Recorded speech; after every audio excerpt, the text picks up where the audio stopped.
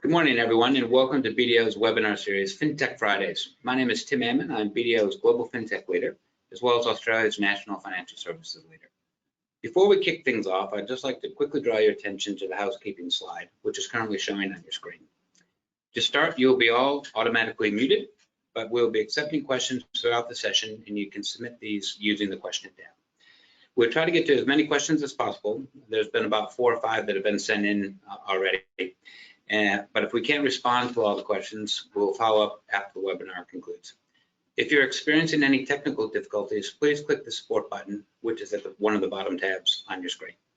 And finally, this session is being recorded, and all registrants will receive a follow-up email containing the slides, a link to the recording, access to register for future sessions, and the speaker contact details for all of us. So what does it take to build a successful fintech, and how to navigate the complexities of the sector? Today, we'll be answering this question through the lens of a successful fintech experience and by looking at the lending and credit sector more broadly. We'll also be taking a look at the regulation and cybersecurity that underpins digital-only fintechs. To do so, I'm joined by 2 excellent panelists. Today, we welcome Anthony Nantes, CEO at Wisr. Anthony has helped drive the growth story of Australia's first neo-lender, Wisr. Wisr is a purpose-led company challenging traditional banks by reshaping business models through better experience and design. Anthony was also awarded the Australian Fintech CEO of the Year by Fintech Australia in 2020. Welcome, Anthony. Thanks, Tim. We also welcome Ross Widows, partner cybersecurity at BDO. Ross is our newest cyber partner, and he has supported some of Australia's most successful established organizations and startups in achieving confidence in their cyber strategies. He leads the cybersecurity team in Sydney, which provides cybersecurity, data governance, technology risk, and other GRC services. Welcome, Ross. Thanks, Tim. Good morning, everybody. So first, let's start a little bit with Wisr and talk a little bit about the Wisr growth story. While neo-lenders have been around globally for a while, in Australia, we have only seen the emergence of neo-lenders roughly since 2018, when legislative conditions were made more favorable. Wisr and other neos are changing the landscape of consumer finance with a good consumer credit model that is a customer-centric at the heart of what they do. Anthony, first, maybe just give a little bit of background about Wisr, and can you talk to me about your evolution over the past few years? Yeah, sure. Thanks, Tim. You're right. I mean, certainly Australia is a little bit behind the game when it comes to this space, and we've seen that globally actually in a few markets around finance. If you sort of go back to the beginning, and 5 years seems like a very long time in fintech. Going back sort of 5 years ago when I first started thinking about building a consumer lending business to take on the big 4 banks, there wasn't really a lot of support for it, generally speaking. Going and trying to pitch people and say, listen, I'm going to need to raise $50 million, and I want to take on the big 4 banks. And take the very best customers away from the big 4 banks with a more digital experience and a better offering and a purpose-led model. What wasn't a model that was looked on particularly favorably at the time. I think the world has changed since then. It's definitely been the case that non-bank lenders have been around for quite a while. And I think in the early 90s, we saw the emergence of non-bank lenders in Australia. But traditionally, those non-bank lenders have gone after and without being derogatory to their business model, but I think what they've done is said, let's go for the fish that John West reject model, right? So we'll concede, the best, most creditworthy customers to the big 4 banks in Australia, but there's other pockets that the big 4 banks don't want to underwrite, and we'll find ways to underwrite those. So that's commercial asset finance or SME finance, or maybe low doc, self-employed, those types of things, and some great businesses have been built in that space. And a lot of that was due to the fact that actually trying to dislodge a customer from a big 4 bank was seen to be all but impossible, and not a model that could be economically viable. I think what we've seen in the last few years is with the changing pace in consumer sentiment and digitalization, and the ability to touch these customers and reach these customers in different ways, means you can actually get the best customers out of the banks now. And give them an offer in a timely and personalized manner. And so that's what we've gone about doing. Very much starting by building a purpose-led company with a genuine purpose around financial wellness for our customers. So building that into our lending experience from day one. And that's been pretty important to us as a starting point. So that means offering credit in a way that is a great experience, a market-leading experience when a customer needs access to credit, but also going on the journey with them. So rather than saying, here's your credit and good luck, they're actually going on the journey with them after they get the credit. So we actually want to help you pay that credit back. So we don't want to charge you a monthly fee. We don't charge you an early repayment fee. In fact, we want to incentivize you to try and pay this loan back as fast as possible. And that's been a very different message in market to the average Australian to what they were used to. Yep. I think that's driven the growth that we've seen. We've had 19 consecutive quarters of growth as a business since we've launched, and continue to grow. Yeah, I think probably if you flash back to when you started this and you're coming up with that strategy, I guess we probably people were a bit surprised in terms of you're taking on the big four banks. But I guess in terms of if you flash back a few years ago, what was kind of the people that you were talking with? Was everyone quite supportive of the idea? No. Yeah. No. Look, I think they were visionaries. I mean, I think there were supporters, right? I think it's hard, right? I mean, I think when you're thinking about capital deployment, people want to see proof. They want to see other models that have done well. I think the landscape has changed dramatically in Australia. So it's a little bit disingenuous to talk historically, because what was the case 5 years ago is a bit different now, right? So 5 years ago, trying to put a business model in front of them says, I need to raise a little bit of capital now, but the capital strategy for this company is going to be $50-60 million plus over the next few years. There just wasn't funds available that had that kind of capital that could follow on and continue to support you. Now they do exist now, right? So those funds are around now that can provide that early startup check and then also provide that continuation of funding. Okay. We obviously took a different route and went via backdoor listing and used the public market, and have since raised about 60 million or thereabouts. It's sort of right on plan. It's kind of what we said we'd do, and that's been successful for us. But I would say there were always some visionaries, there were always some supporters. Yep. But there was certainly a lot of people saying, if you're going to build a tech company in Australia, you sort of want to fight anyone except for the big four banks, because they represent a quarter of the total market cap of the ASX. They're the biggest brands in Australia. They have the most incumbent, really enlarged customer bases, and surely they're easier to fight somewhere else.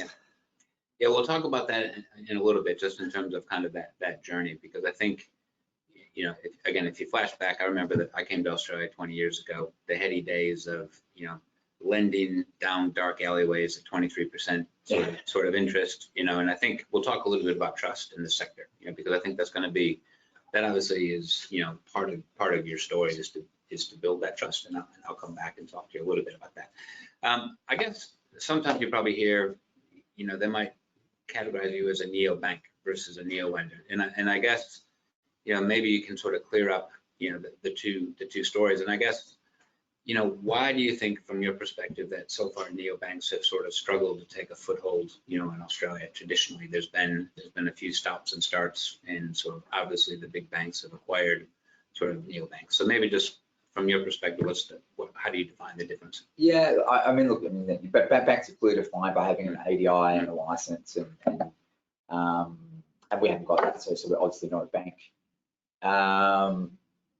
Broadly speaking, I think the Australian market is unique in some regards. We have 4 of the most profitable banks in the world on a population of 25 million, who actually do a really good job. Like, comparatively, compared to global banks, the big four banks, not only are they very profitable, but they actually are very, very well run. And I think we have some of the smartest bankers in the world in this country. So I think there's a couple of reasons why I think we've seen some of the failures and successes. One is probably incentive to move. Australia is also quite a rich country, but by and large, to the GDP and average income. I think where you've seen neobanks do very, very well overseas is where they've made a material difference to someone's everyday life. And so a great example I give you is, across Europe with cross-border payments, in a market where Incomes are very, very low, and there's huge financial stress, and the disparity of income is big. Unlike Australia, we're very, very lucky to live in a country where the disparity of income really isn't that big. You know, we have one of the smallest disparities of income in the world, which is great. I think what that's meant though is that if you're in Europe and you're part of that disparity of income, and someone comes along and says, hey, we can save you $20 a month on your transaction account or through your payments gateway, that's pretty material to you. Conversely, if you look at Australia, it's not like the big four banks haven't had challenges, right? So community banks have been around for decades, right? And 70 or 80 of them outside the big four banks. And traditionally, they've all had better interest rates than the big four banks, right? If you look historically for home loans, you know, you can get a better home loan from a community bank than you can from the big four. And that's pretty much always been the case. Yet they haven't taken any market share, really. And so that means Australians won't switch to another bank, even to save $100,000 on a home loan. Yep. Let alone to save maybe $20 on my transaction account. So I think there is a slightly different dynamic at play here, where you've really got to offer something that's materially important to that customer, that really talks to them. And Australia is a slightly different market. I think that conversely, that's also why we've seen the success of Judo, you know, who has done that, who has found a market where they're making a material difference to that customer base, who are underserved and providing a great outcome, and therefore are delivering great success. So, you know, I think that's some of the dynamics at play. I think also additionally, just the level of capital required to build banks is significant, and without real revenue models sitting behind those, that becomes challenging. And I think the third part of that is just the macro theme here is that, again, if you look at banks in Australia, there's probably 4, 5 or 6 banks that make a lot of profit. There's 4 that make a huge amount of profit. There's another couple that make a pretty good amount of profit. And then there's another 80 ADIs that really aren't very profitable. If you look at most non-bank lenders, they are really profitable, quite profitable from an ROE point of view. They're profitable businesses to run. So I think that also tells a story as well, which is that banks work at scale. So if you can get to real scale and you've got the infrastructure behind that, the banks are an effective model. In other markets like Europe, like the US, there's enough scale that you can take enough market share to make that bank offering effective. It's yet to be seen whether there's enough scale in Australia. I think that's going to be the trick. I think in terms of if you look at, I think Ross, maybe I'll ask you because you sound like you're from overseas. I guess in terms of the experience in the UK in terms of you know, the neobanks, you know, it seems like they've taken much more of a foothold. Yeah, and I guess if you reflect upon sort of what's the difference in the UK in terms of getting people to switch to the neobank versus here, people seem very, very sticky with the big four banks. Yeah, that's right. I think the neobanks have taken over a little bit more in the UK. A lot of my friends have been asking me if I've got the Revolut card and other things like that. I think one thing here is people are kind of happy with the banking services that we have, and it's harder for them to kind of move away. Certainly from my experience from a technology perspective, when I'm working with a lot of fintechs here, they're looking obviously to build new products and go to market really, really quickly and get revenue and get customers and things like that. But sometimes my role is to kind of pull them back and think about that technology and the security and offering a great service to their clients, but also, you know, a secure service as well. I think sometimes that's, you know, not being front and center here. And unfortunately, we've seen that with the likes of Ninja and others that just haven't. They've tried to get that scale, but sometimes, you know, the platform and other things hasn't been what it needed to be. So, you know, from the UK perspective, not been there for a number of years now, but I think that could be one of the reasons. And I think to your point, that they want more banking services and better services. Yeah, look, and one of the UK examples I was probably, and not saying this was the one thing that made it, but you know, I think it was or actually might have been Monzo, right? Where they just did something simple like they integrated their bank card with the tap on and tap off of the subway in the UK. Right, and that tiny feature was actually pretty useful for people. You know, people were kind of sick of having to have this other card, use their bank card to kind of tap it up over time. And but also Monzo came along and said, actually, you just have the bank card and you can tap on and off the subway. And they acquired huge amounts of customers who didn't use it as their primary banking account, but basically use it as their subway transport system, right? And so they kept small balances in it, but it allowed them to build a customer base and do that. And I think, I don't think we've seen that same level of maybe problem solving yet in Australia, finding ways where you're offering something that the Australians actually think that's actually a useful feature. I think that's a good one. Sorry, Tim. One example I would also think about is Square Cash in America. So now they've released a bank account and a payments card where you can have your salary paid in there. You can buy Bitcoin. You can tap on the subway. You can use it to buy coffees. They partner with people and offer discounts. So there's a huge service offering there that's really appealing to people. And I think that's another go-to-market. That's a good idea. Yeah, and I think, obviously we'll talk a little bit about sort of the demographics of, of people that you're targeting. So maybe, Anthony, if you look at your target audience, because when people hear Bitcoin, other than people that are focused on fintech, sometimes people that are a little bit older might shy away from the Bitcoin versus the younger generation is very keen to talk about Bitcoin. So I guess in terms of, again, you saw loan originations go up quite substantially during COVID. Were you seeing a different type of customer coming through during the COVID months? Yeah, we were pleasantly. It was the exact type of customers we've always been trying to get to. So the example that I always give is, the hardest customer, the number one consumer lender in Australia is CBA Bank, right? And they're amazing at it, and they have a huge market share of consumer lending, right? They really dominate the sector in Australia, but by kind of an arm's length to the next bank. And there's a lot of Australians who started with a Dolomites account when they were 8 years old, and tell you will about that strategy and the morality of it. But it was a great strategy, right? Give every 8-year-old in Australia a CBA Bank account. And there's a lot of Australians who just never banked anywhere else, right? Because they got that Dolomites account and they still bank there today. And a lot of them are very, very good customers. They earn a good income, they've been paying in their life, and when they think about getting credit to do something, they just go back to CBA because that's all they've known. And that's the kind of customer I've always thought about, like, how do we get to that customer? Right? How do we make them consider an alternative for the first time? And I think one of the things we saw through COVID is that a combination of things, we saw mortgage refinance go through the roof, right? And so when everyone expected kind of this whole market to kind of drop, and it wasn't new, but what we saw is that Australians are saying, going, hang on, maybe I'm starting to get nervous with my finances right now.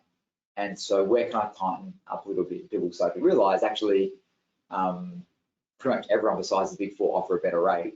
So if I go and refinance my mortgage, I'm probably going to save some money. So I think we saw a huge spike in that. I think we're also a beneficiary of that. I think we saw people who've taken out debt with traditional lenders looking around for the first time and saying, hey, could I have gotten a better deal on this? And maybe I've got a bit more time. I'm working from home now, and I have to commute every day, and a bit more time in the evening to play around and start looking around. And so I think we saw a group of customers come to us who are the customers we've always tried to get, which is the ones that could afford to pay more, but actually don't need to because they're really good customers. So I guess if you touch a little bit on personal well-being, I guess why is that one of the core values kind of the company, and I guess how did that play out during COVID when people may have been under a bit more pressure from a finance perspective? Yeah, well, there's a few reasons though. I mean, one is being commercial and strategic about it. Purpose-led companies typically outperform non-purpose-led companies kind of 3x plus, depending on which stats you look at, whether it's McKinsey or HBR, that having a defined purpose through your organization creates benefits at every level. It creates benefits from a strategy level. So there's very strong alignment from the top down all the way through to the newest staff member about why this company exists and what you're trying to do. And the Royal Commission was probably a good example on the other side of this, right? We saw a lot of really bad behavior happening from the banks, and I'm not saying anything that hasn't been said publicly, right? So I'm the bank, but that's what we saw. But we all know people who work in banks, right? And they're good people. It wasn't like these people are bad people, right? These are good individuals, but the model was broken, right? That they were set up in a way, their incentives were set up in a way that they were asked to do things that were not in the customer's interests. And traditionally, that's been the model in finance, that there's been this oppositional relationship. Right? I make money at your expense. That's kind of been the model to some extent. And the only way for me to make more money is for you to make less money, or for you to pay me more. Right? That's kind of been the model. If I charge you more fees, I make more money. So what we want to do from the start was say, well, what if we align that and say, actually, we want to win when the customer wins, and that might mean we make less margin, right? So customers paying off our loans faster actually does mean we make sort of lower margin on our loans. But our belief is we're going to build a bigger business long term, that customers will inherently love that experience. They'll trust us when it comes to the next decision. They'll remember that the last time they borrowed from us, we helped them on that journey. We're seeing some amazing stats now. Customers who borrow from us and use our financial wellness platform actually improve their credit score over time. So borrowing from us is a net positive on your credit worthiness, which is the kind of impact we want to have as a lender. So I think if you get that right and deliver a really strong alignment where you win when the customer wins, which I think has not been the dominant structure in finance, I think that can create a really different dynamic. So I guess in terms of, I guess what's the thought process of you and the company as you're coming up with the credit products in terms of, the evolution of that? And I guess what have you been most proud of in terms of the product that's come to the market? Two questions. The first thing probably, as I was just talking about, the way we think about building product is always about how do we make sure this is aligned to the customer's best outcome. That's the number. That purpose-driven nature through the organization means we create models and structures internally to make sure that the customers are going to win here. And that means that it doesn't rely on, it's not about sort of then behavior management at an individual, because everyone's aligned and the model is aligned to customers getting good outcomes. I think we've got a whole bunch of really great products in the market. One of the ones I'm probably most proud of is the Wisr app, which helps Australians pay down debt. It's really the only app of its kind in Australia that focuses on helping Aussies pay off debt a bit faster. They can use it to pay off debt with any bank in Australia. We've paid off almost $2 million worth of debt via that app today, and I think that's just the very beginning of that story. Yeah, I mean, obviously I'm close to Wisr, so it's great to watch, as you guys continue to develop. And I'll switch gears slightly, Ross, just to ask you more of a bit about, an IT related question. I guess in terms of, you obviously help organizations develop information assets and work on the cyber strategies and control environments. I guess what advice do you have for Fintechs as you're starting to think about cyber and protecting the assets that they have? Yes, I think there's a couple of things. I think to the point there, when you're building applications and services, you want to make sure they're right for the customer and that they benefit the customer, but also think about them with security in mind as well. A lot of my role when I'm working with my clients is they've got a really great product, but have they thought about the security? And you don't want to do that after the event. It's sometimes hard to unpack that. So part of my role is that. And I think when you're building these products, to the extent that you can, you want to build them so it's seamless security. You don't want to give the end user security trade-offs, because not everyone can be an expert and they're not going to understand the risks and the trade-offs there. I think if you've built a product where you're asking the user to do things from a security perspective, something's probably gone wrong. So I think it's encouraging when you see cybersecurity teams involved at the beginning of this development and a part of the process rather than like an afterthought. I think the other thing as well with Fintechs and all organizations really is when you're thinking about cyber, it's doing the basics right and getting them right from the start. And if I take something that's well known in the financial services industry is know your customer, and I'll flip that from a cyber perspective, and I'll come up with WYD, where's your data? Because if you don't know where your data is, then you're starting from a low base. So one thing I like to ask all my customers, not just Fintechs, is where is the data? What data or information asset are you trying to protect? Where is it? Who can access it? What controls do you have in place to protect it? And what risks do you think it will be subject to? And if you don't know the answer to any of those questions, that's a great starting point. And then once you do know that answer, you can build the controls around it. and evolve them over time as the company grows and as the risk profile grows. Because obviously cyber's in the news quite a bit. Obviously that was, a bit of an outcome of COVID as well as sort of the hacking. And so I guess in terms of just in the last few months, in terms of your discussions with Fintechs here,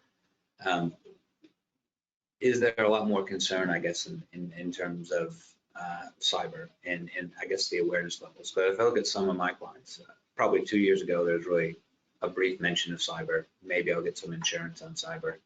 To now, it's a real issue, and so almost a couple times a week you're hearing a story about someone shut down, they can't get back up and running. So I guess, with the Fintechs that you've been talking to, are just a bit more broad here. What are people doing to protect themselves on that? Because I guess it's more not really a startup, it's how do you go back and try to control the situation? Yeah, I think, look, so definitely cyber's in the news and data breaches are in the news, so people are much more aware of it now. And I think, look, a lot of the Fintechs I'm working with, I guess Fintechs are lucky in a position where they can build, they don't have a lot of legacy that bigger banks and other organizations have, so they can be, I hate to use the word, but they can be quite agile with the products and the solutions that they use from a security perspective. If something isn't working, they can usually take it out and put something else in. They obviously don't want to be in that position, but it makes life a lot easier.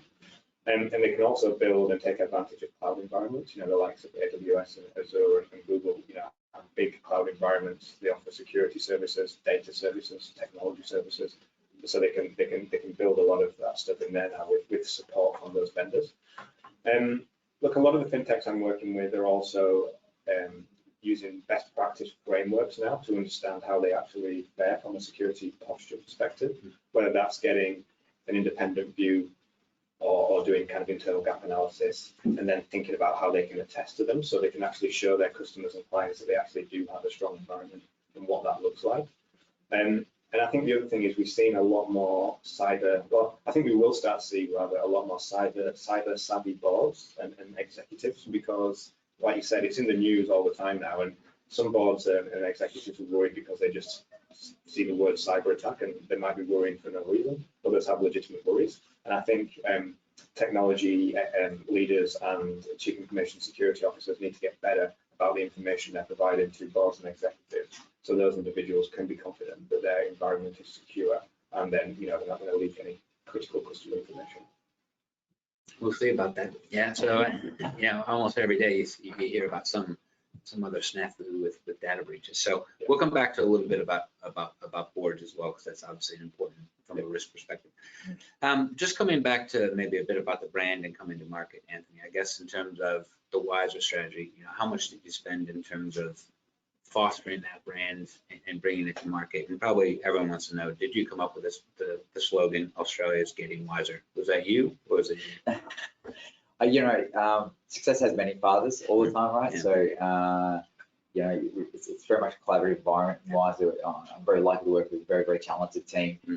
It's very rarely the case that one person can put their hand up and say that was me in any successful business. I think the things that we did do early on, and that I think continue to separate us in this group, is we wanted to have a clear and distinctive voice that was really about customer and talk to the customer outcome. And the majority of, I think where the majority of businesses get this part wrong is they really want to talk about what they do. They really want to describe their business. And their thinking at the very beginning is what do we do? Let's talk about what we do versus what's our customer going to get and what's the outcome for the customer. And so, and finance is a good example where you don't see that a lot. So we from day one wanted to talk about having an aspirational brand, a brand that people could relate to, whether you're a bus driver, or a lawyer, or a doctor, or a teacher. Everyone wants to be a bit smarter. Everyone wants to be a bit wiser when it comes to their money. Yep. And so we really wanted to have that aspirational nature of the brand that talked to their outcome, that didn't describe what we did, but talked to the customer and what they were thinking, what they were looking for. And I think that's probably where you see a lot of companies maybe getting that wrong early on, that they really want to describe this is our business and we'll describe our business, and therefore customers will use it. Customers typically don't care what you do. They care what outcome they can get.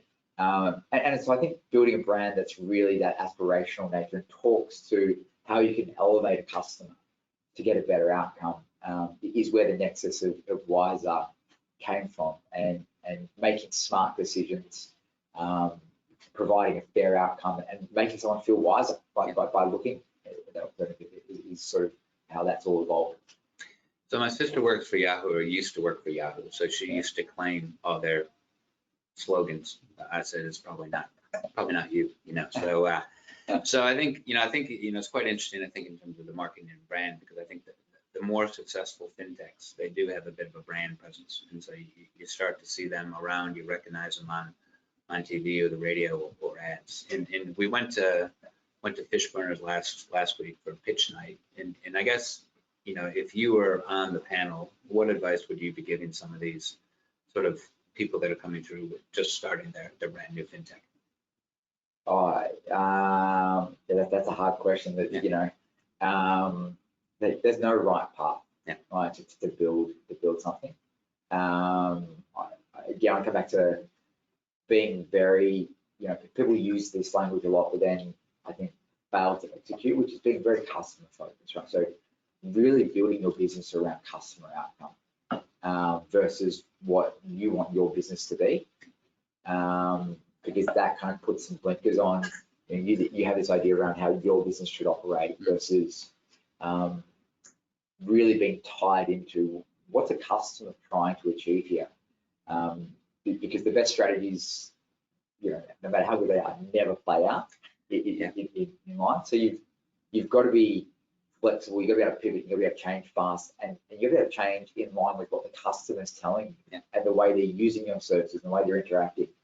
And so I think that's where I see some of the early stage companies kind of get it a little bit wrong. That you know, they're quite dogmatic in what they think the opportunity can be, versus really thinking about the customer.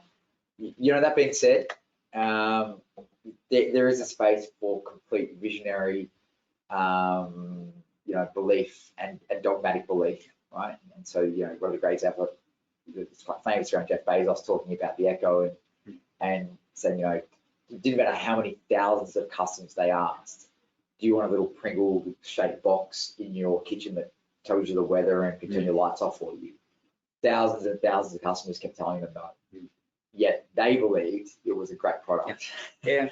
And even though no one wanted it, they still built it. And lo and behold, you know, it sort of, you know, changed the industry. And so, and to be honest, I think in Australia, sometimes we lack that vision. We you know, there's a humbleness in Australia, which is lovely.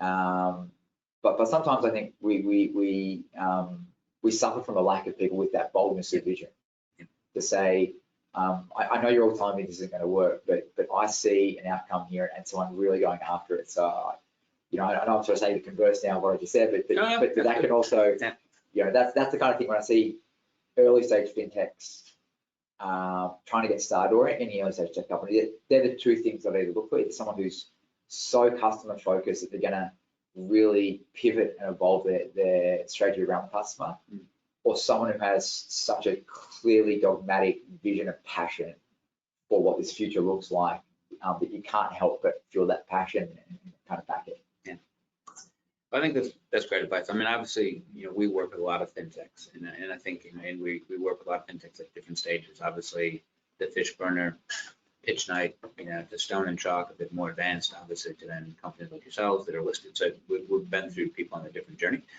But I do think it's so that passion and commitment, but I think it's also that listening piece, because I think there's a lot of similar ideas, you know, in terms of that slight differentiation. I think is quite important. Yeah. So, switching to another sort of hot topic, I guess, buy now, pay later, you know, which I guess, what's your view of that sector? And I guess because right now they're a little bit off to the side in terms of regulation. Do you think that sector is going to come under strict regulation anytime soon? Yeah, I mean, look, I don't have a strong view on regulation, and it's not my area of expertise to kind of provide opinion on.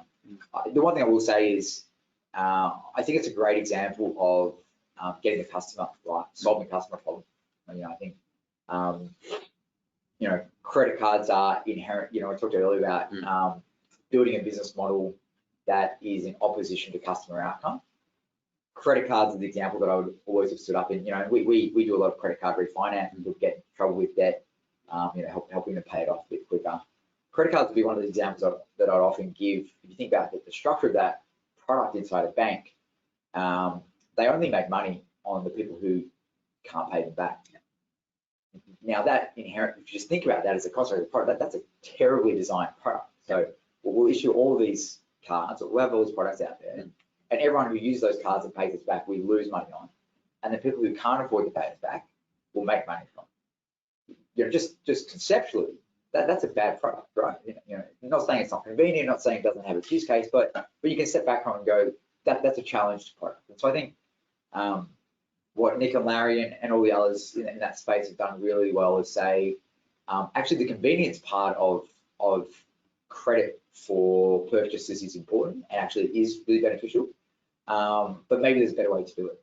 And so I think what they've done is shown that when you get that part right, and again align it to customer outcome and what a customer actually wants, that can become really important. And you know, is it really convenient for me to have access to credit in between pay cycles when I want to buy a pair of jeans or buy a present for someone or whatever it is? Yes, it is. Do I need to be carrying another $15,000 line of credit above that? Just sitting there just because? Probably not. Yeah. Right. And so I think they've done a tremendous job, and I think that the product is providing huge benefit to a lot of people. Okay. I guess just changing tack a little bit, I guess in terms of global expansion, you know, so you just made an investment, you know, offshore. I guess what was some of the thinking around the Arbor investment in Spain? Yeah, so I mean, one of the things that makes Wisr very unique in our space is we've built two businesses at once.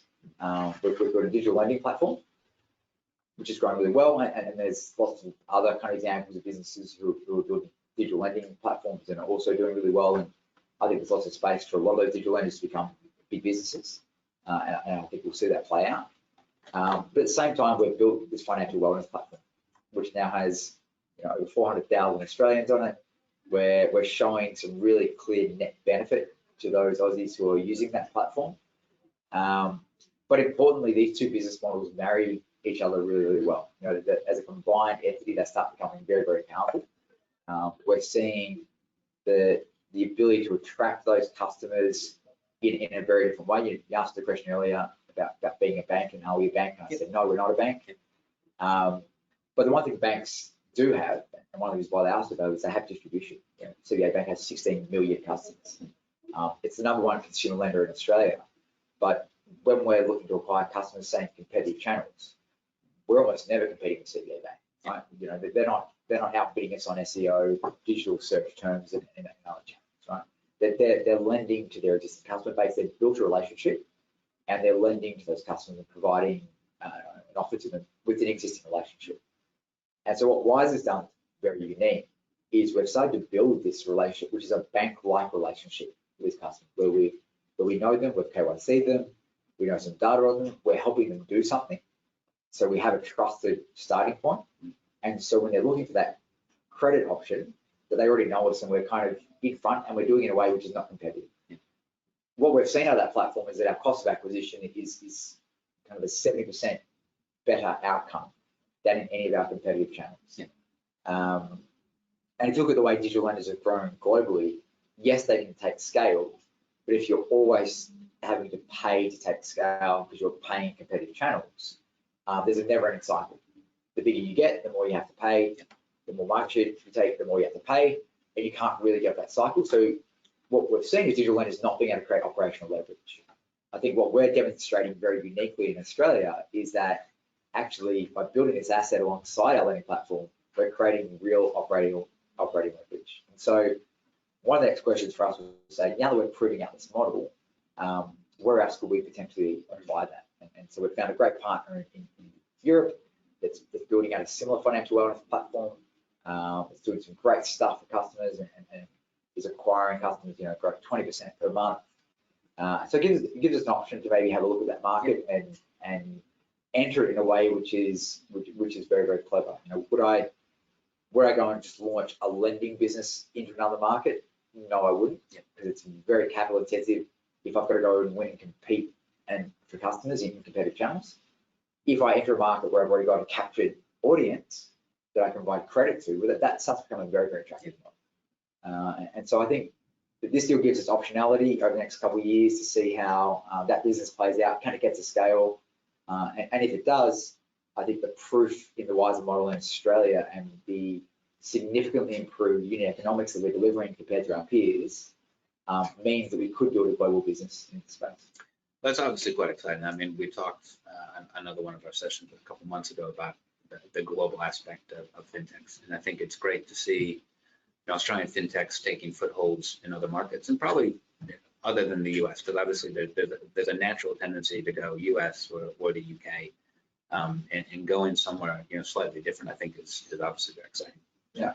Well, I mean, the EU has a $1.7 trillion consumer lending market compared to our $100 billion consumer lending market. So it's a big market at the top, and again, it's underserved, and it's some great opportunity there.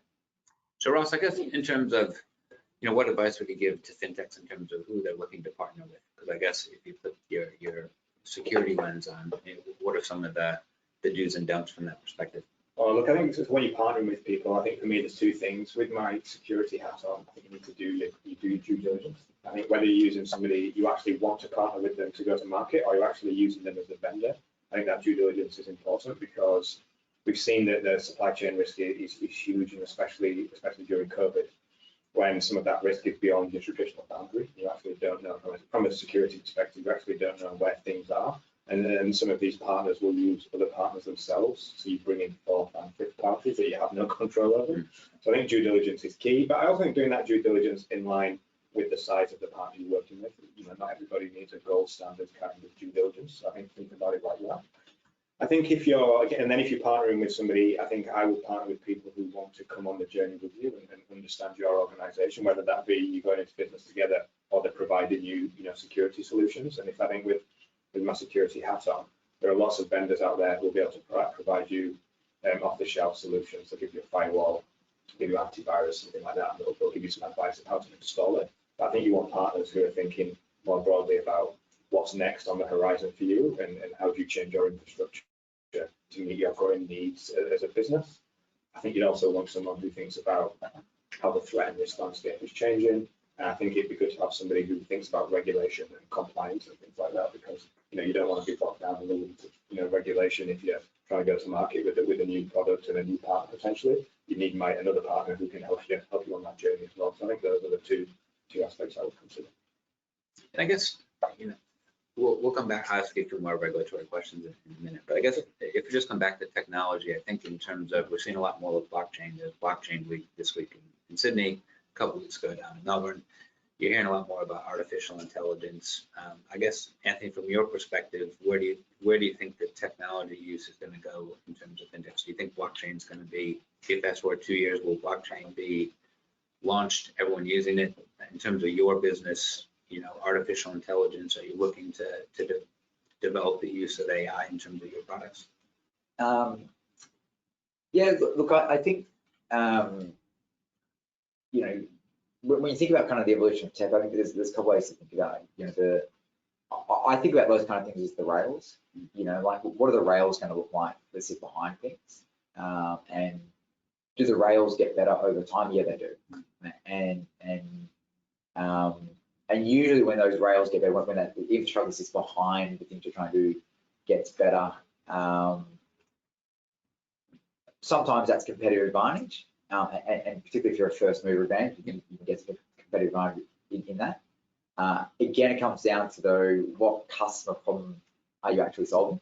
And blockchain is probably a great example of that. And it's been buzzword for a long time now, and it is a tremendous technology. It does do some stuff that other technology prior to it hasn't been able to do. It's then about finding the right kind of use cases for it that can make a real difference. I mean, I think the rise of NFTs at the moment, I think is one of the most exciting and mind-blowing things that's happening in our generation. And for generations to come will be You know, for me, that's the, and there's lots of other great examples of the things that blockchain has done, you know, in the crypto space. But I think NFTs in particular are really unique in the sense of taking an industry like art and the way that art has struggled to be monetized, and artists have struggled to be compensated appropriately for the work they do, for the time and effort they put in, and then taking this technology rails, right, that existed, that no one, I think I can say with genuine confidence, with the people who are building blockchain weren't thinking about how do I create a platform for digital artists to monetize their work in 5 years from now, right? So I think there's quite a big separation between people thinking about how do I improve the rails technology to make technology work better, versus then the group of people thinking about how do I build something for customer, or how do I build something that's going to actually get customer outcome. And so again, I think that's where that stuff becomes more exciting. Yeah.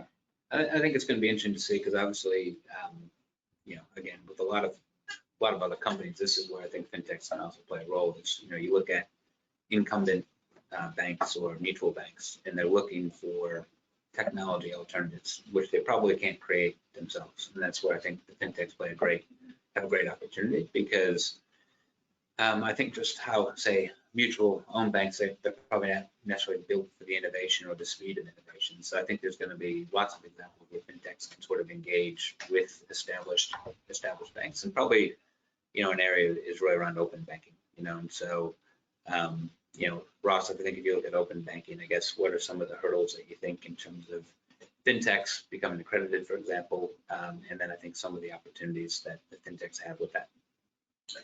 I think one of the hurdles for me is that there's obviously, for accreditation, the security and privacy requirements that you have to fulfill. And I think building that infrastructure is one element of that. The other element of that is having an independent auditor come in and assess you to a similar standard that they would if it was a financial statement audit, different subject, but same kind of rigor. And I think a lot of fintechs aren't ready for that, to provide that level of evidence. They will do stuff and do it well, but when you say, how do we audit that? The evidence just isn't there. So I think part of my role when I work with fintechs is to get them thinking about that governance mindset, so they are prepared for that level of rigor from an audit perspective. And that's nothing against the fintechs. They're not ready for that level of governance that the big banks have had for so long. So that's a role for me. I think what the opportunity, I think it goes back to the different types of products and services that they can offer with that data that you can get from the banks, and then think about that with the customer in mind. There's so much, forget the security for a minute, there's so much data out there now, and how do we harness that to better serve customers? I think that was your point. And also from an organization perspective, what are we doing to think about our products and using that data? So I think for me, you know, a lot of my role is thinking about how we secure that data, but there's also a huge opportunity to use that data better. And also when you are using that data better, thinking about, you know, the ethics of how we do that. Like, does the customer want you to, you know, if someone drops me a Dan Murphy's voucher in my house, I'm perfectly happy with that. Other people might not be happy with that, right? So thinking about that trend and how that works as well, I think there's a huge opportunity. Yeah, I think open banking, I mean, we'll talk about that on the next session that we have next month. But I think, again, the use cases, I think, are going to be probably the important part. Again, I think with fintech, some fintechs are talking about getting accreditation, knowing that the big banks are ready to go in certain aspects of their products. And so I think it's going to be one of those areas where first movers are going to have a potential advantage, but they have to sort of think through how they're going to use this from a marketing perspective. So probably more watch that space. Ross, I know you like to talk regulation. I love regulation. So I guess, you know, maybe you can just explain a little bit about the APRA pilot, you know, CPS 234. Yeah, sure. So nearly 2 years ago, APRA released their first prudential standard for information security, CPS 234. And recently they released their priorities for 20 to 2024, which had a big emphasis on CPS 234, and also for regulated entities to do attack simulations to make sure that their cyber defenses are resilient and you know, not going to get breached. What they've also said is now 234 has been around nearly 2 years. They're going to do a tripartite pilot of 6 regulated entities to have an assessment of their CPS 234 controls using an independent third party, and they will be assessed against an audit and assurance standard similar to what we talked about there with the banking or the financial statement. So that's going on right now. I'm interested to see what results come out of that, and I'm also interested to see if that rolls out across the hundreds of other regulatory entities in the coming years and what that would look like as well. So I think that's due to close probably by at least the end of the calendar year. So it'll be interesting to see what Apple releases them.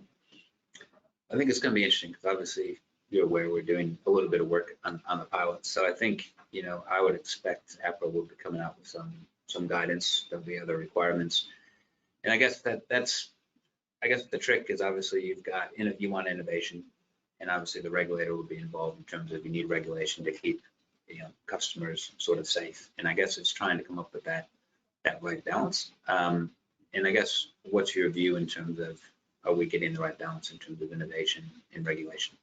So I think with the regulator, they're taking much more of an interest now, and I think we'll probably see ASIC and the ACCC take more of an interest now as well. And I think globally, in the UK, the FCA are taking more interest in cyber. The Monetary Authority of Singapore have recently refreshed their technology resilience guidelines and a bigger interest in cyber. So I think we'll see that more interest from the regulatory body. I think it's key for organisations to bring the regulator on the journey with them. I think they're open to innovation and new ideas, but they want to be across it. They don't want to hear about it after the event. I think we had that years and years ago with cloud, when people were moving to cloud environments that might be offshore. There was a view that, we can't do that. But when you bring them on board, that's different now. So I think the key component is talking to the regulator, and regulation often ends up being best practice for the industries as well, and organisations who might not be regulated yet could be in the future. So I think thinking about it with that mindset, I've got a lot of clients who aren't regulated but will do assessments against CPS 234 just to see when it sits. Then they can provide them to their customers as well. But I think it's key to engagement with the regulator, because the cyber community, I think, is a very collaborative community. So I think we need to keep that moving and help people get to where they need to go. Do you want to make a comment on regulation, or do you want to pass on that one? I'll never pass on a chance to talk about the regulator. I think what we have lacked in Australia is dedicated regulation that puts customer and competition outcomes first. It is a balancing act. Stability in the economic system and stability in our financial system is paramount. But everything has to be a balance. So I think what we've seen in other markets, for example, the UK is a great example, where part of the mandate for the regulator there is competition. It's to create competition and create good customer outcomes. And we haven't seen that type of mandate exist in Australia for regulators. And so I think what we've seen is, historically, the regulators have had conversations with 4 players. Those 4 players have gotten what they wanted. And that's been a little dance, and that's gone on for a little while. I think we are starting to see some change in that. I think government's starting to realise that's probably not the most effective long-term strategy. It doesn't get the greatest outcome for all Australians to have that. It has to be traded off against stability around the system, but I think we do need more flexibility for innovation and regulation that supports that in a safe way. Yeah, I think we'll see more of it. Obviously, it's going to be an ongoing topic because we have a few things at play just in terms of the sectors growing so quickly. We talked about some of the different technologies, buy now, pay later, we talked about.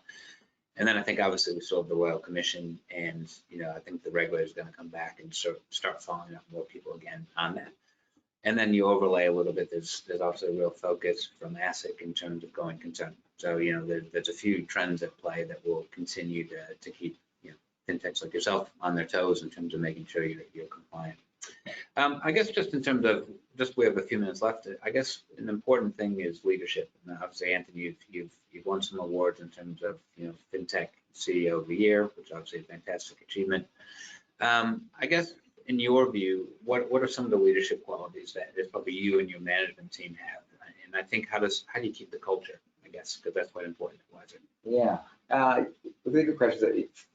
It's something that, when I think about my role as CEO, there's two things that I'm really accountable for. One is strategy, so understanding, where are we trying to get to? Is there a clear vision that everyone can line up behind about what we're trying to do and where we're trying to get to? And then the how we get there is sort of up to them. That's what the team's in place to do. The second part of my role then is creating an environment where they can all reach their potential in order to go about delivering on that vision. So I think there's a few things that we focus on. One is around just the authenticity that you bring to work. The people bring their authentic selves to work. They feel comfortable doing that. We have an inclusive culture that allows people to be themselves, and that creates psychological safety around conversation and challenge, so that we get best outcomes when it comes to decision making. I think at an individual level, I think it's really important to be a bit of a chameleon.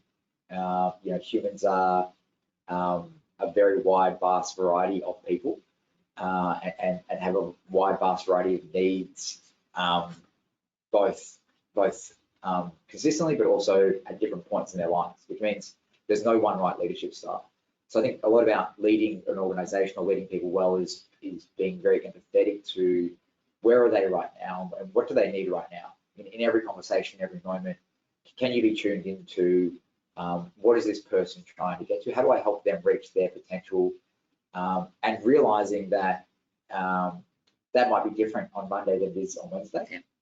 And it might be different from Bob to Jane 10 minutes later. Yep. So if you try to lead the same way all the time, that will be effective for a certain portion of your population or your staff, but it won't be universally effective. So I think we try to spend a lot of time setting structures up in place that create conversations that start like that around, let's identify the needs of what we're trying to do here and how's everyone feeling and how are we going before we get into trying to deliver stuff. And I think that's meant we've created an incredible culture at Wisr. I think the other part that we do that it's probably quite unique, most organizations, you'll see especially these values up, on the wall of, these things they have all over the place, and no comment on it. Yeah.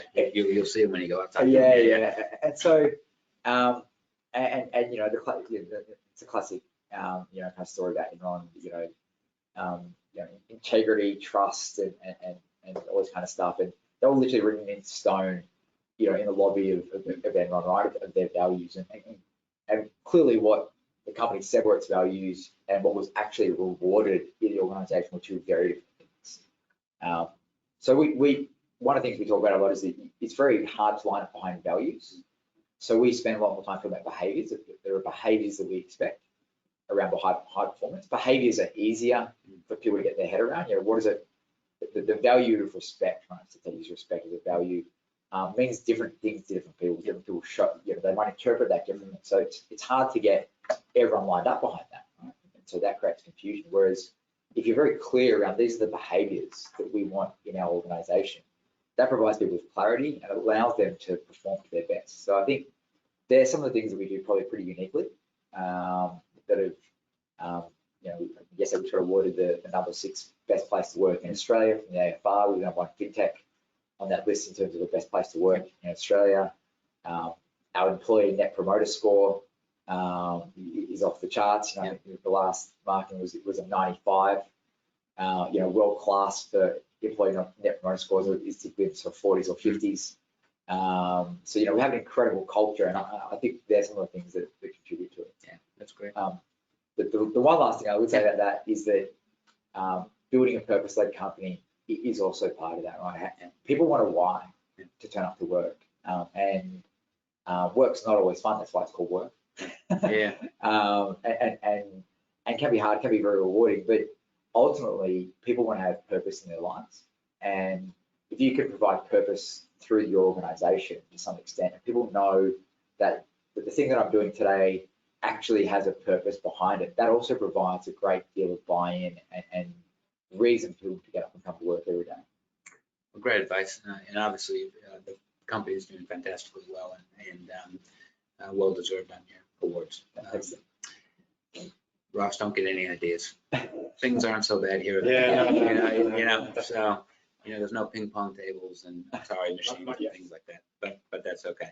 I guess. Yeah, but I mean, that's the thing, right? They're the things that don't matter, Yeah. right? Like we do some of that stuff, but Yeah. actually that doesn't matter, right? Yeah. Like it's not about the ping pong tables and the arcade machines and all that kind of stuff, right? Because ultimately, having a great place to work is having stunning colleagues. Yeah. Like if you walk into a place where it doesn't work your job is, if you work with people who are exhibiting the right behaviours and you're aligned around purpose and vision, actually that's what creates a great place to work, regardless of the other stuff that sits around. Yeah, the ping pong table is useful before the board meetings, just to warm up. So so it's a bit of fun. Ross, you mentioned the board a little bit just before, and I guess, what are you seeing in terms of the accountability of people like Anthony as CEOs in terms of understanding some of the governance and particular things around cyber? Because the rules now don't allow ignorance, I guess. Yeah, so I think there are two things. I think if you're regulated now, the board is ultimately responsible for cyber, so they need to take much more interest in that. I think if you're not, like I said, we've seen a lot more interest from board and executives around what's happening in their environment and really challenging management more. And the other thing I think we as an industry need to get better at is that reporting to the board. I think it's all well and good saying, this month we've patched many thousands of servers and we've got many thousands of servers that aren't patched. But what does that mean to a board member? Probably not a lot. And then how can they challenge management and drive course correction if they're not getting the right information? I think we'll see a change in that now as some of the boards become more technology savvy. But certainly from the regulator side, the responsibility is solely with the board now, so they need to make sure that they know what's going on in their environment, and management are providing them the right information to be able to challenge it and then change the decision. Okay, thanks, Ross. And I guess final question for you, Anthony. I guess in terms of what's next, I guess in the Wisr growth story.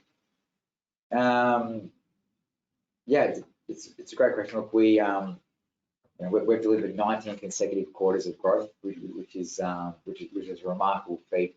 Our view would be that we can continue that for quite some time.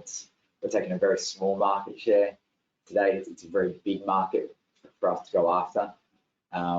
We've just recently launched an auto finance credit product, but that's just starting to sort of get into market now and grow. So I think the next few quarters for us are really about maintaining that growth trajectory and continue to build out that dual platform approach. I think we're starting to get that platform to a size and scale now where it's creating a material difference in the economics in our business compared to our peer set. I think as that platform gets bigger and bigger, that will become more apparent. And that real win-win of delivering great outcomes for customers via that financial wellness platform, continuing to innovate in that financial wellness platform to do more and help customers do more things, which in turn drives better economics for our company, is the ultimate goal, where we get to a position where we're doing really great things for Australians. By doing so, we're getting a great outcome as a company. Thank you, guys. This brings us to the end of our discussion. I hope everyone enjoyed the chat with Anthony and Ross, and thank you for your valued insights. You'll see on screen now the details of our next webinars. We have a great lineup of topics and speakers this year, all the way up through December. Next month, we'll be joined again by Joe Barry, co-founder and CEO of Additree, and Mark Griffiths, partner in risk advisory services, to discuss open banking in a bit more detail. The details of this webinar will be shared with you in the follow-up email after today's session. If you missed the webinar, we'll be sending out a link as well so you can watch it again. And finally, before we close the session, there'll be a short survey so we can get some feedback in terms of how we improve our webinars. Have a great day. Happy Friday. Thank you very much. Thanks.